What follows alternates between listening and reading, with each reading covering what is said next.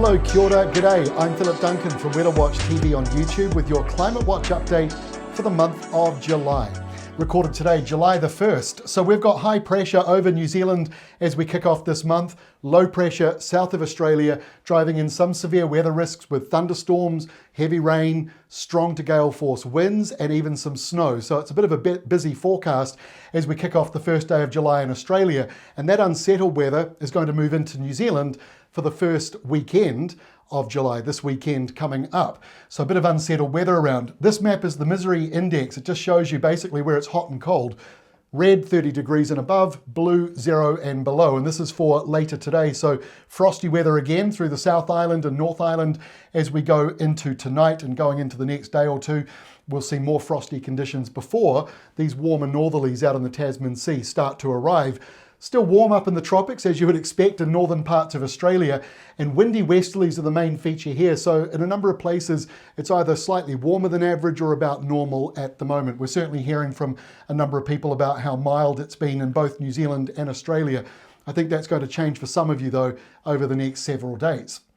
Let's talk about El Nino. I've had a lot of questions about El Nino since it was announced in the month of June. Now that it's officially here, let's talk about it. So we were in this weak La Nina at the very start of the year, through neutral for most of 2026. And now, of course, we're into El Nino. And look at this, it just keeps getting stronger and stronger as we go through spring. And of course, once it's at that level, it's got to come back down again, which means I think El Nino will be taking us through into 2027. So this is quite a strong El Nino, and it's being forecast to get stronger than it already is. So where is it measured? Well, it's measured north of Tahiti in this zone right here, northeast of New Zealand and well northeast of Australia. Most of the weather that it's producing is going to affect places like Ecuador and Peru and other parts of the Americas, but we're on the edge of it, and so it can affect our weather pattern as we go through the coming months.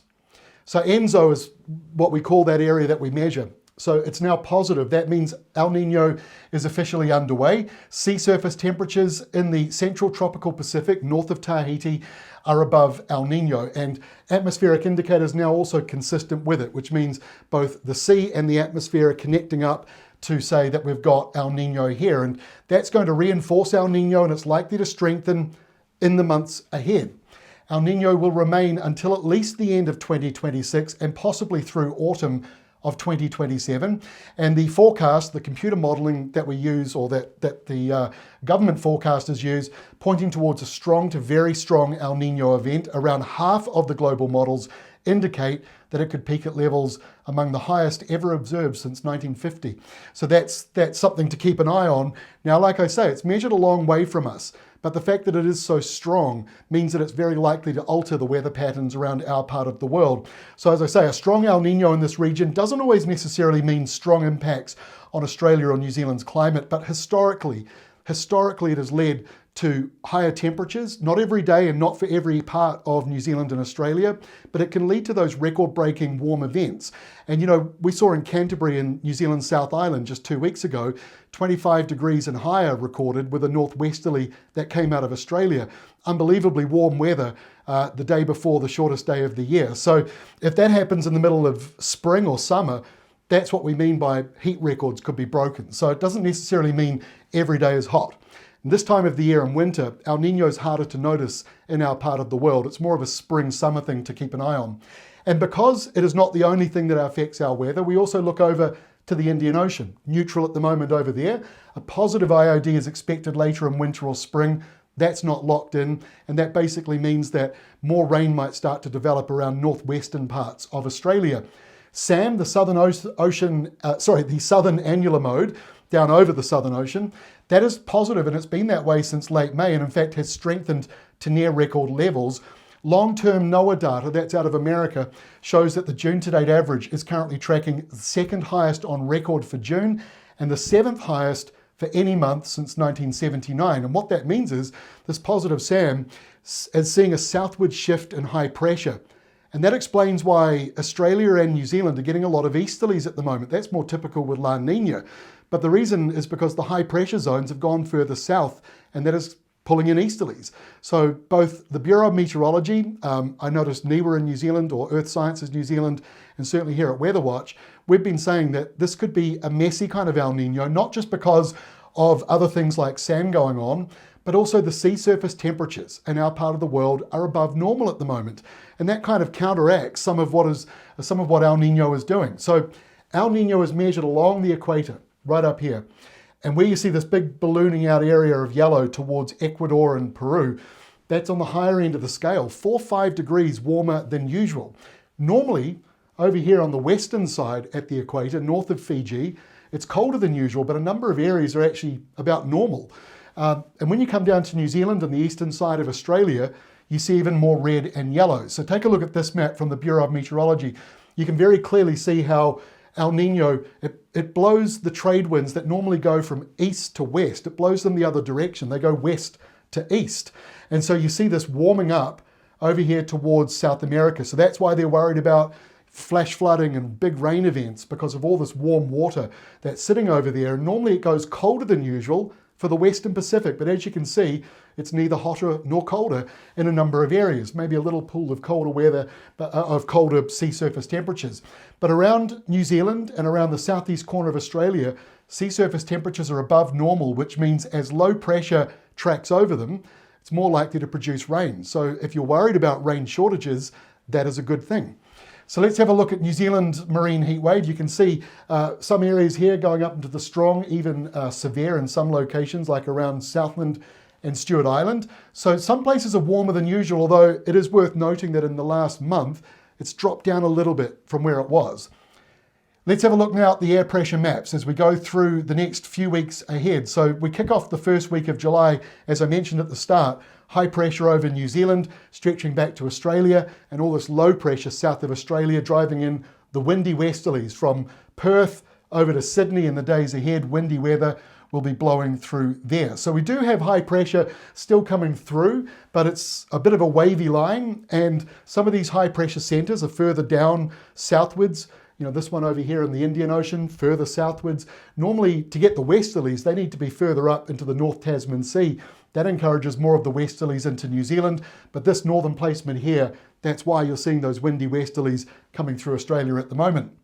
As we go into the second week, see what we're talking about. High pressure sinking south of both New Zealand and Australia. There is low pressure still in the mix. That is good news if you need rain, not good news if you don't, and high pressure going right up into the tropical side. So some normality coming out of the Indian Ocean, but not so much south of Australia or south of New Zealand. And here is the low that Australia is sending us over this coming weekend. So as we get to the middle part of next week, July the 8th, we've got low pressure right over New Zealand. So unsettled weather coming through both of the countries as we go through the first couple of weeks of July. By the middle of the month, again, high pressure coming into southern parts of Western Australia, but also coming in around Queensland. A narrow area of high pressure connecting up from the lower part of the South Island over towards Western Australia. So again, more southern focused high pressure. This one does look like it balloons up into the tropics though, but as you look further east of New Zealand, still, seeing blocks of high pressure this far south at this time of the year is part of the reason why we're not noticing the El Nino weather pattern at the moment in our part of the world. Soil moisture levels. So we've had rain in New Zealand. Boy, have we had rain in some areas. I don't know if this actually captures what fell around Wairarapa just a couple of days ago. The latest update was June 30th, but you do see the heavy rain that's been around Marlborough, but parts of Canterbury and Otago are still looking dry, but the North Island doesn't need rain at the moment. Most areas, I think, have had enough rain, for now anyway. And over in Australia, it's looking pretty good as well, rain-wise. We do have a few dry areas in WA that may well be changing with that low pressure zone moving through. Drier weather around coastal parts of Queensland, although I know you've had a lot of cloud and a lot of sort of hit and miss showers coming through. But it's good to see the blue spreading out into New South Wales and around Victoria. I say that, I think about farmers when I say that, but if you're a grower, I know you've got different sets of rules. If you are a grower, let me know when rain is good and when rain is bad for you, what time of the year. It's always helpful for me to know that in Australia. Let's have a look at rainfall now before I finish. Here is the 16-day rainfall for New Zealand. This weekend in comes that low pressure zone, and next week it drives in some rain. Now, you do see this heavy rain around the South Island. That's moving around in all the updates I've seen for the last couple of days. So when you sort of zoom out and don't focus too much on exactly where the heaviest falls are, what you see is a fair bit of variety rainfall-wise around New Zealand as we go through the next couple of weeks. So that's a good thing if you want the grass to be growing and you want water in the streams and in reservoirs as we go into spring and summer, especially if El Nino does turn out to become a dry event for us. Let's have a look at Australia now for the next 16 days. Again, the rain at the moment and the thunderstorms producing some decent rain around the mountains in the southeast and northern parts of Tassie. More showers behind it. And again, the same message, don't focus quite so much on all the areas that might show the chance of some heavy rain. What you're seeing, generally speaking, is wet weather in the southeast third of Australia, from South Australia over to the southeast corner of Queensland.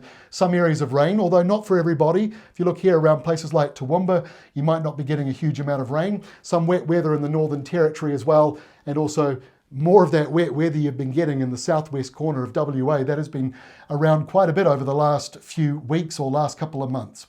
So that is all from me for this month. I'll be back again in 4 weeks' time. I'm going to show you this animation with me off the screen so you can see it a little more clearly. Thank you for all the comments you provide. If you've got any questions for our next update in a month's time, please post them on this video.